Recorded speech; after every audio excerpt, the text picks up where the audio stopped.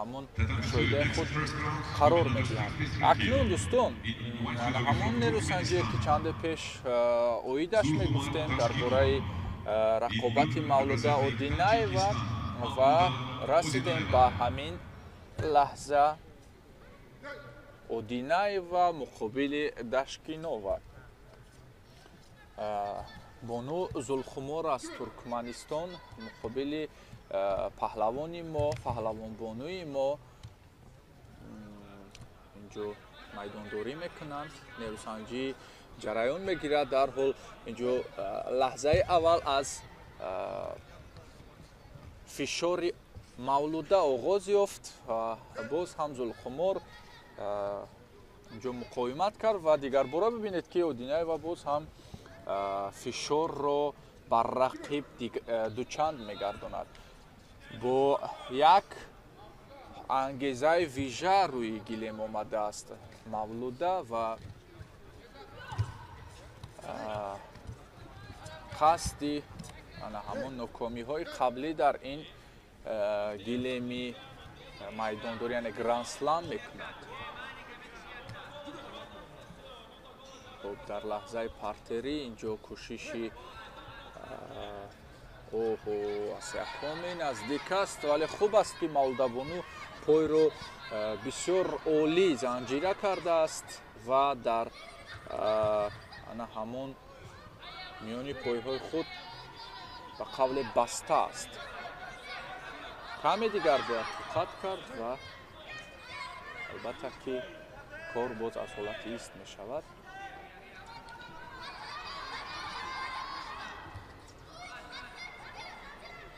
кӯшиш мекунад инҷо Зулхумор кӯшиш мекунад пойро раҳо кунад, вале Мавлуда акнун мустаҳкам пойро гирифта буд. албатта бояд аз ин лаҳзаҳои хатарнок дурӣ бояд ҷуст, чун дар ҳамин лаҳзаҳои ногувор албатта қувва бештар сарф мешавад барои оне ки аз поён ҳастӣ ва фишори вазни рақиб аз болои ту аст. Инчунин бояд ки муқовимат кунед ва муқовимат карда бар замин бояд лаҳзае ки пойро бояд хуб мегирифт то асякоми нашавад. Воқеан фишори вижа асту нафастангӣ мешавад, албатта чун қувваи бештар сарф мешавад дар чунин лаҳзаҳо. Акнун сари зону нишаст дигарбора Зулхумор ва албатта ки ин кор аз ҷониби Мавлуда бартараф карда шуд. ҳоло худ бояд партофт кард, худ бояд кӯшиш намуд.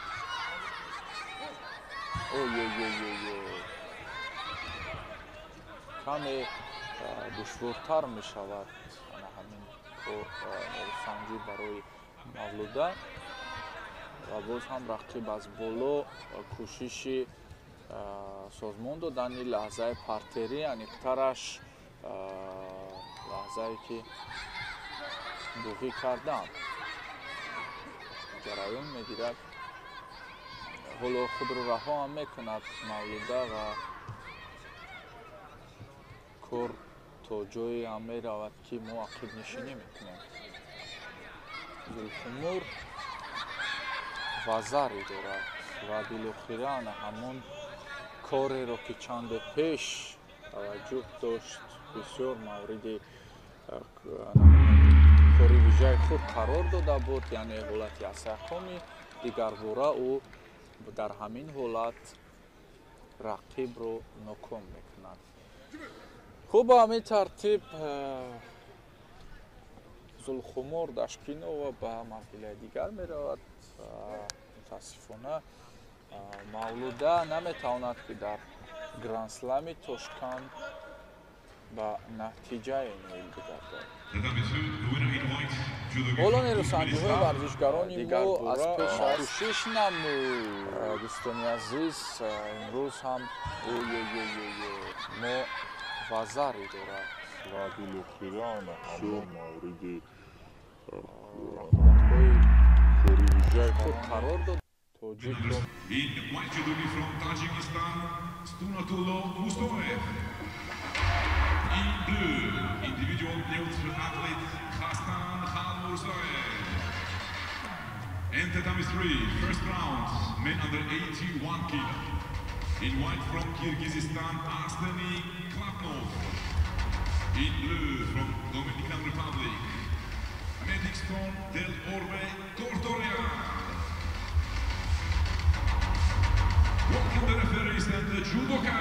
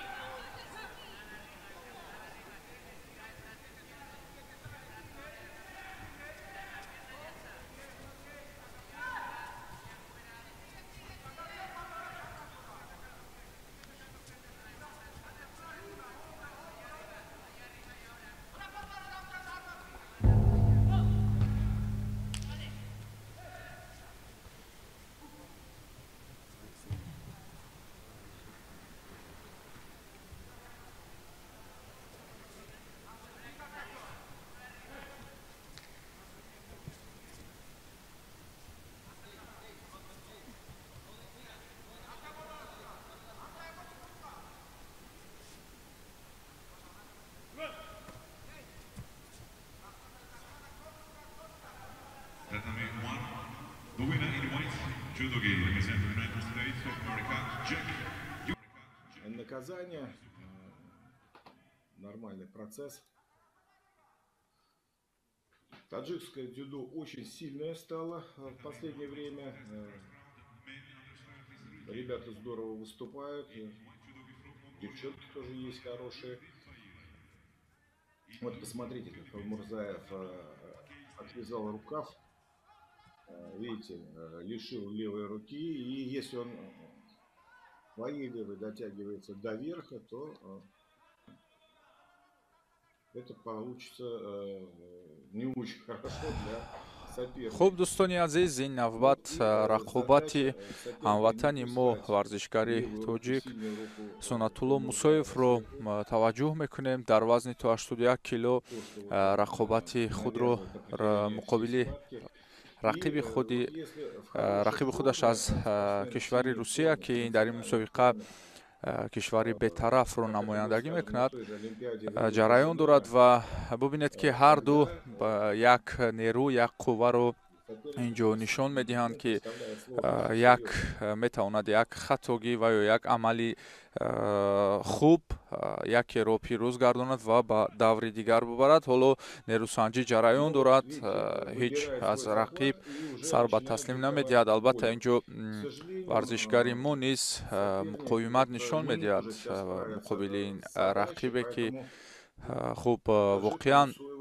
میتوان گفت که هنری خوب دارد. و توجه میکنیم اکنون کمتر از یک دقیقه هم اینجا ثانیه شماری می شود تا انتهای وقت اساسی و با اتمام که اگر همین نتیجه برود میتوان باز چند دقیقه دیگر، یعنی که وقتی حل طلب و گفت دیگر گلدن سکور رو خواهیم دید. و اینجا ببینید که بیشتر خالمرزایف کوشش میکند که پیش دستی کند، ولی اینجا یک لحظه خوبه برای ورزشکاری ما نیست. به نظر رسید اصولی که با واسطه خود خواست انجام بدهد، ولی حالا اینجا ببینید که رقیب نیست. چون گفتیم مسویف مقاومت نشون میداد، رقیب نیست. اکنون مقابل ورزشکاری ما، مقابل سنت الله اینجا مقاومت نشان میدهد. اکنون از جانب دیگر باز هم کوشش، ولی دیگر باره داور مته میگوید و ورزشکاران رو از حالتی ایست با نیروسنجی می‌دارد. خوب، اکنون کار هم با همون گلدن سکور می‌رود. لحظه بود که کمی خوفناک برای سنت الله، ولی خوب است که برطرف گردید. اکنون در دقیقه های طلایی خوب اینجا داور یک سکوت رو و یک از جانب ویدیو داور ممکن که همون آخرین پرتوفت رو توجه کرده باشند و یک لحظه ایست در این نیروسنجی، ولی ببینید که ادامه می‌یابد رقابت مسویف با خالمرزایف.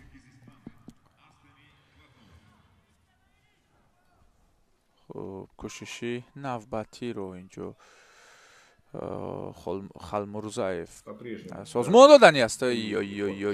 متاسفانه ببینید که یک پرتوفتی خوب که هلوک از میانی پای پرتوفته شد، خالمرزایف رو پیروز گردانید. خوب، با همین باز هم ببینید که یک ورزشکار دیگری ما نیست متاسفانه در تاشکند گراند اسلام ناکام گردید که سنت الله مسویف است در همین وزن تو 81. واقعا پرتوفتی خوب نشان داد اینجا. خالمرزایف چند لحظه از میدان خارج شد. اکنون پهلوان ما محمد شریف نجمیدینوف با ملا، یک ورزشگری ناماشنای ایتالیا به میدان آمد.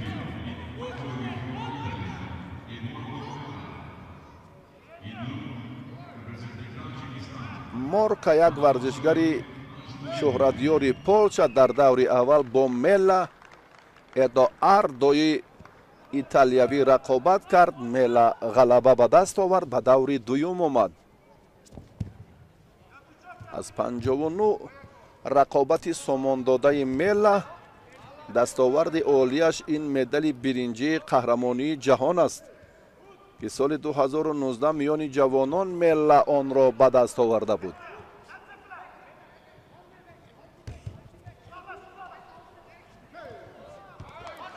محمد شریف نجمیدینوف رفتی سبقت را هم اندک شدتی بهتر داد و وزری را مال خود کرد. عزیزی تاجیکستانی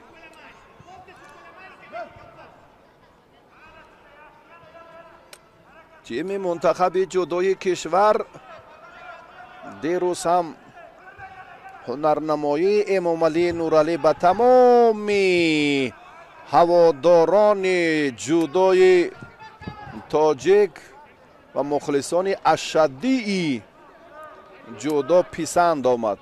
هر پرتافت و حرکت هایش که دیگر باره هم امامعلی نورعلی ثابت کرد که در این وزن همتا ندارد و دومین مدال طلای مسابقات گراند اسلم را در فعالیت جوانی خود به دست آورد که این بسیار هم شایسته عبرت است.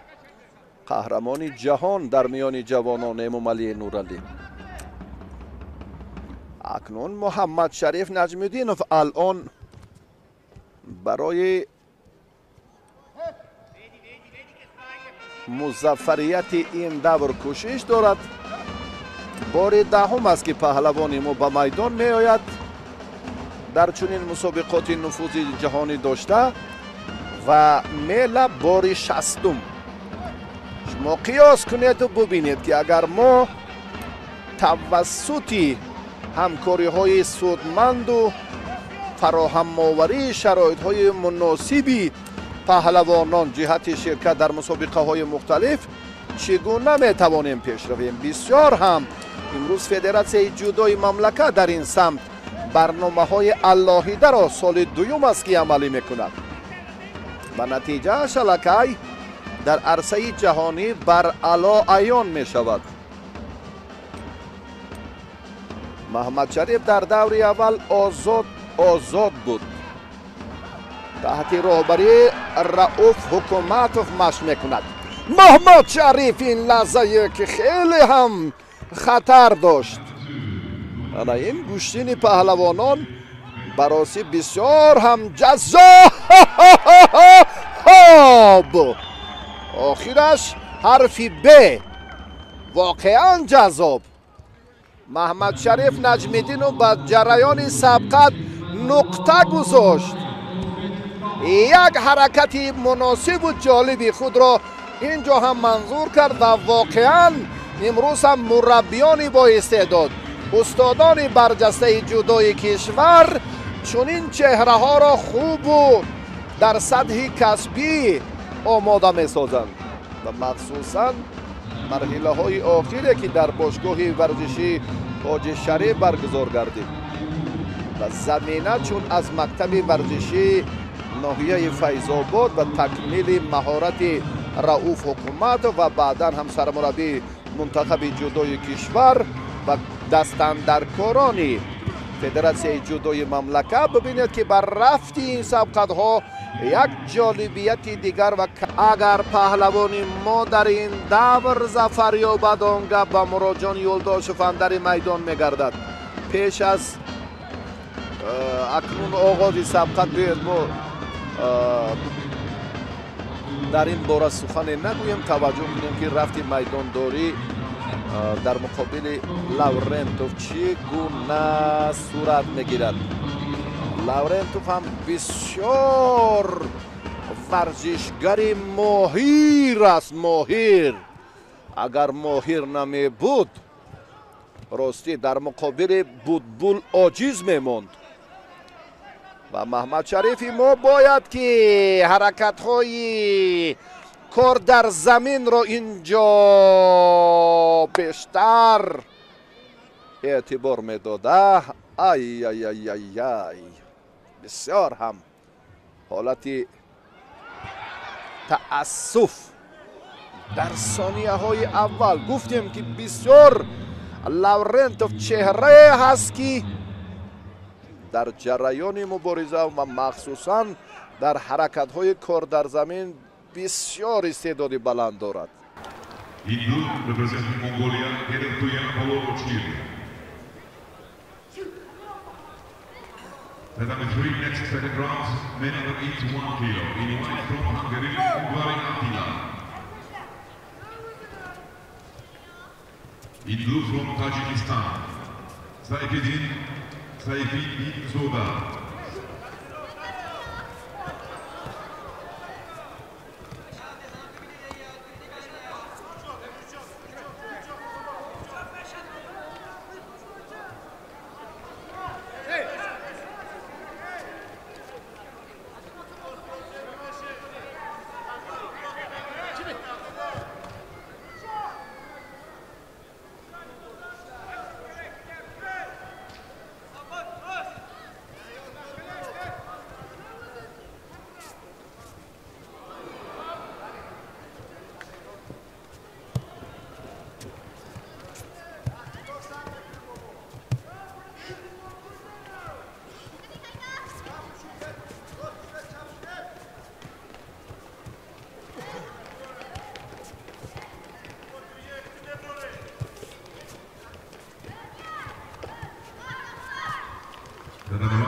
in blue judo gi, representing the Republic People's Republic of Korea, Kim Cho-wan.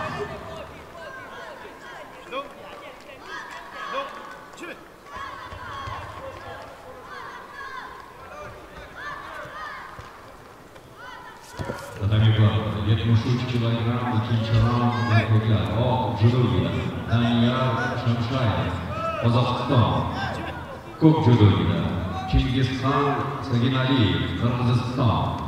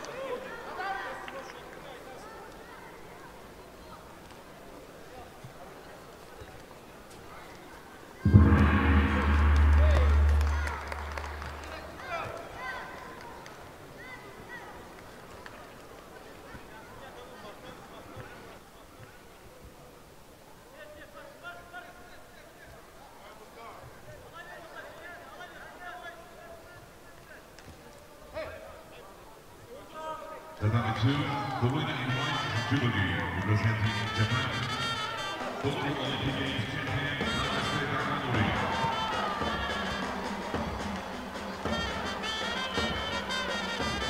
İkinci tatamida 81 kilogram, ikkinchi raund erkaklar. Ko'k judogida Asad Masabirov, Qirg'iziston.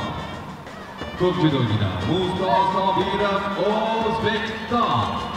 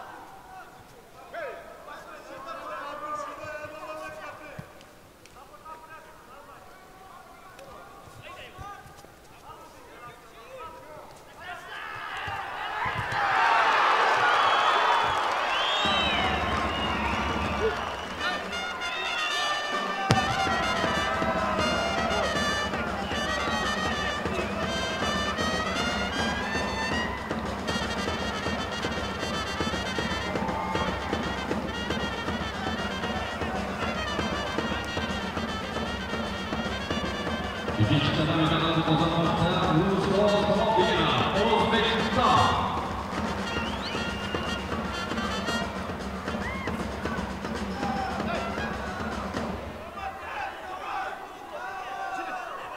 Tatami 3, golden score.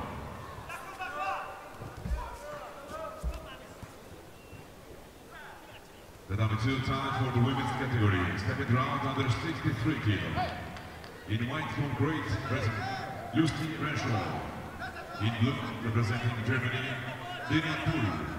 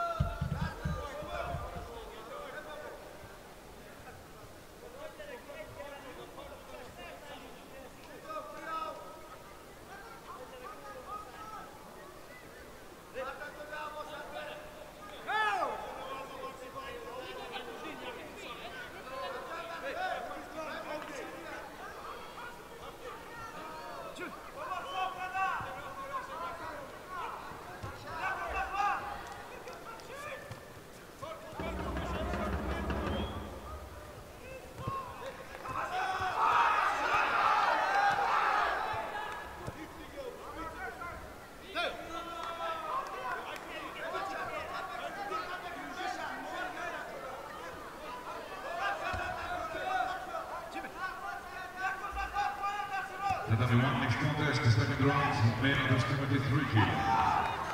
In white judo from Italy, Manuel Lobato. In blue, representing Thailand, Terada Masayuki.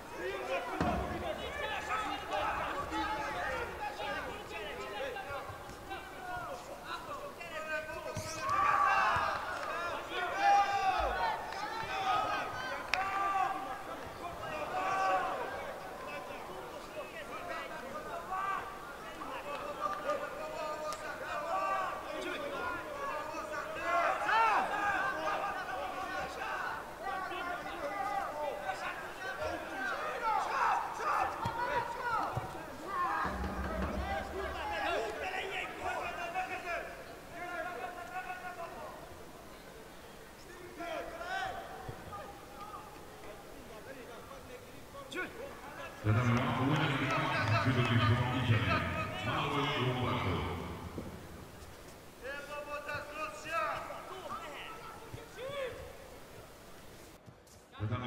собиқадори ҷудои Венгрия бале муҷозот карданд.